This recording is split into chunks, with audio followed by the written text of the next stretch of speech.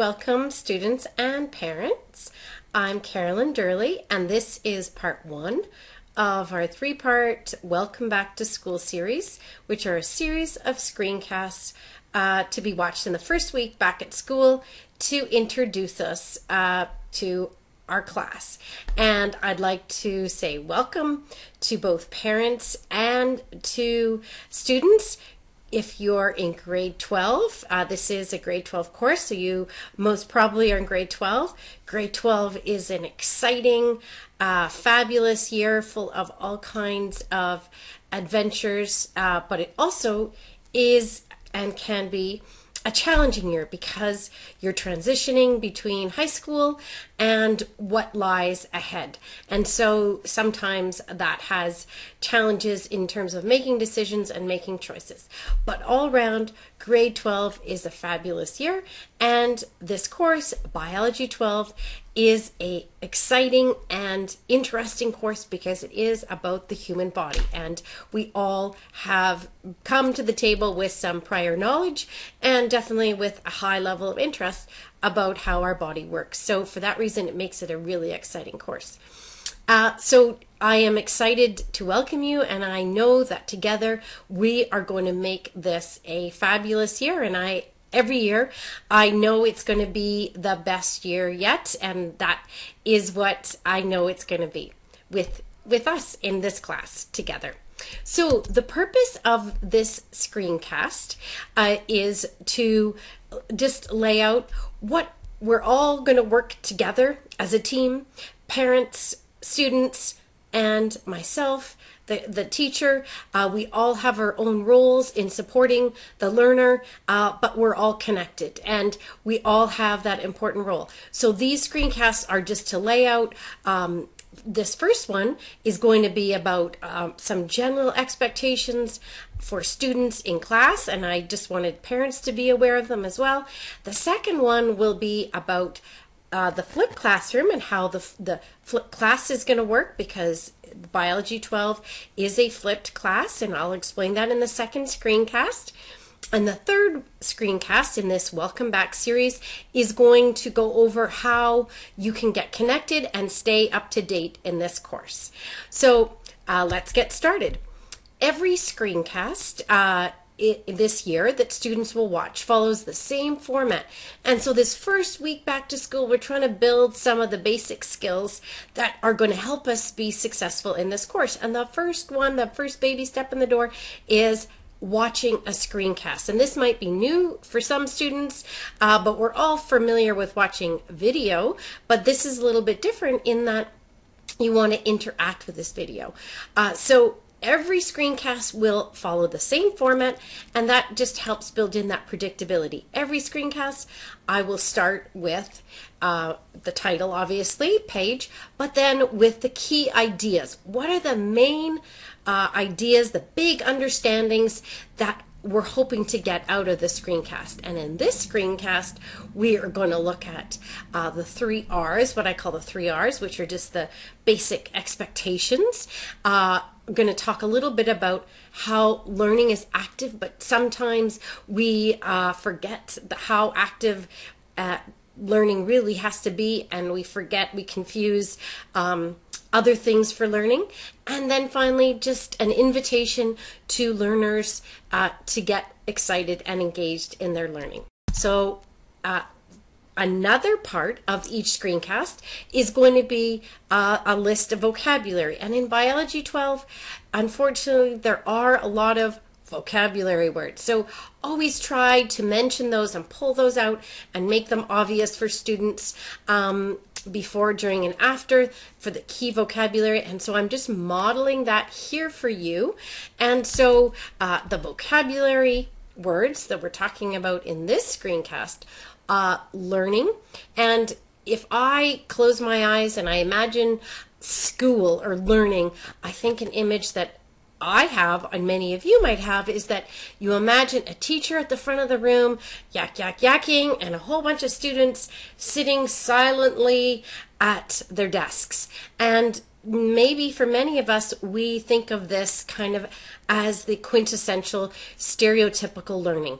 But we're going to start to question and examine, is this really learning when we're sitting there quietly with somebody, one person, me, yak face, talking all day long? And generally speaking, right, I can remember my days in school. I don't know if that was really learning. I was definitely sitting there playing a role, but I don't know if I was really doing a lot of learning.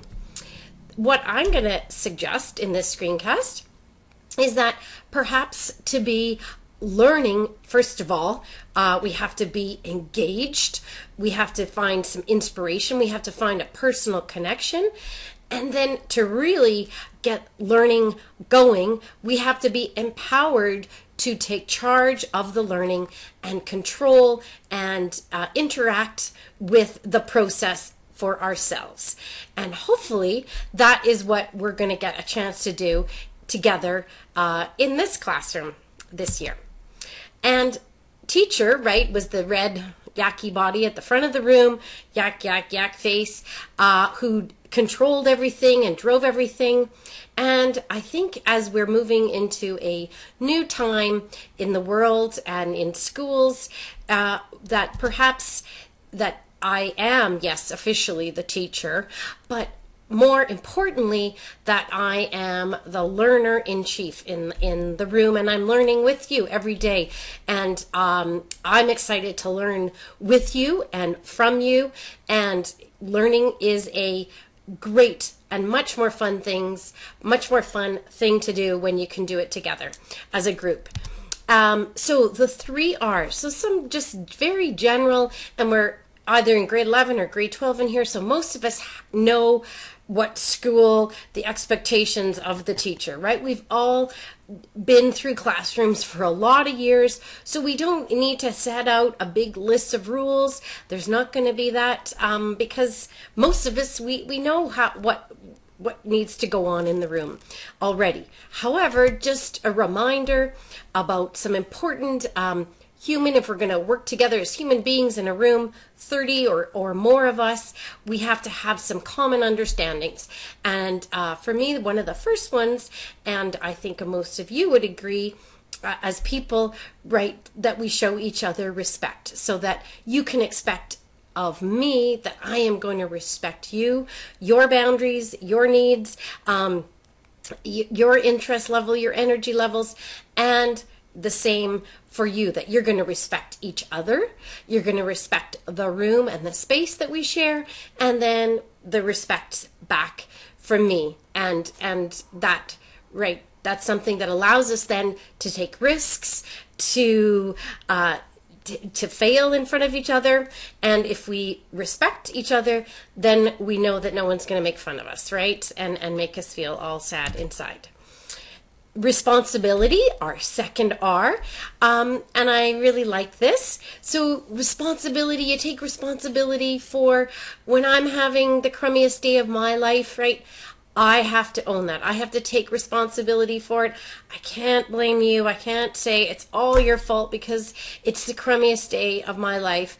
I have to own that one, and I have to deal with it in my own way. I take responsibility when the day wasn't well organized, that for whatever reason, I have to take responsibility for that. If I don't get something done on time, I have to take responsibility for that and explain it to you in a timely manner. So same as for you, taking responsibility for how you're feeling in the day, taking responsibility for what you find challenging, and if you're finding something challenging, that when you take responsibility for it, you say, Miss Durley or student X or Y, I can't figure this out. Can I get some help? Rather than say, oh, it's all somebody else's fault in the world. We take responsibility and we figure out how to get it fixed. So I like these little bees who, right, he's got his map out. He's going to figure out if you're lost, if you got to take responsibility, you got to find out, you got to make your path and figure out where you want to go and how to get there. And if you need help, right, we got a lot of help around us, a lot of support. And the last one, a little bit of a cheater pants with the R, and I'm going to say it over and over again. One of my big goals and whys. Why are we here in this room together? Is so that we can become self-regulating learners. And so self-regulation is something we struggle with as human beings our entire lives. That, right, I'd really rather be on Twitter, don't tell anybody, right, than make dinner for my family. Of course I'd like to make dinner for my family, but sometimes, right, I have to self-regulate and say, well, okay, you know what?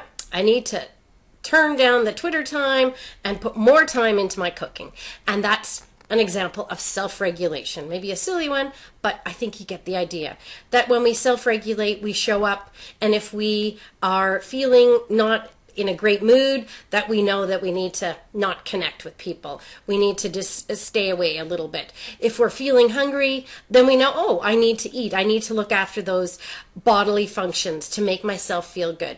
If you're feeling tired, you can self-regulate and say, well, boy, I need to get more sleep. So self-regulation is going to really help us to be ready to learn, so that when I show up in the morning, I have the right attitude, I have a stomach that's full, a brain that's ready, an attitude, hopefully, that's open and ready to engage in the learning process. And self-regulation is a lifetime skill that we all as human beings struggle to master, right? Learning is an active process. And so I think a lot of times in high school especially, we get used to showing up in class and disconnecting, right? We just go into that haze. But unfortunately, you students are not a vase, and I am not a water fountain. I cannot just fill you up with the facts magically and ta-da, you're now ready and know it all. It's going to take you to get involved. You're the ones that are going to have to put information and knowledge and content and ideas and concepts in your own brain in the right order and in the right place. I cannot put those ideas and concepts in for you. And that's going to take effort. And that's where sometimes it's going to feel hard. So I think for you learners, students, you have to be engaged. You have to be inspired. And we all have different things that engage us and inspire us. And hopefully we will all this year find something to inspire us and to engage us, so that you, the learner, can then take charge. You can be in charge of your own learning. I don't have to control you and tell you what to do and how to do it. You can do that for yourself.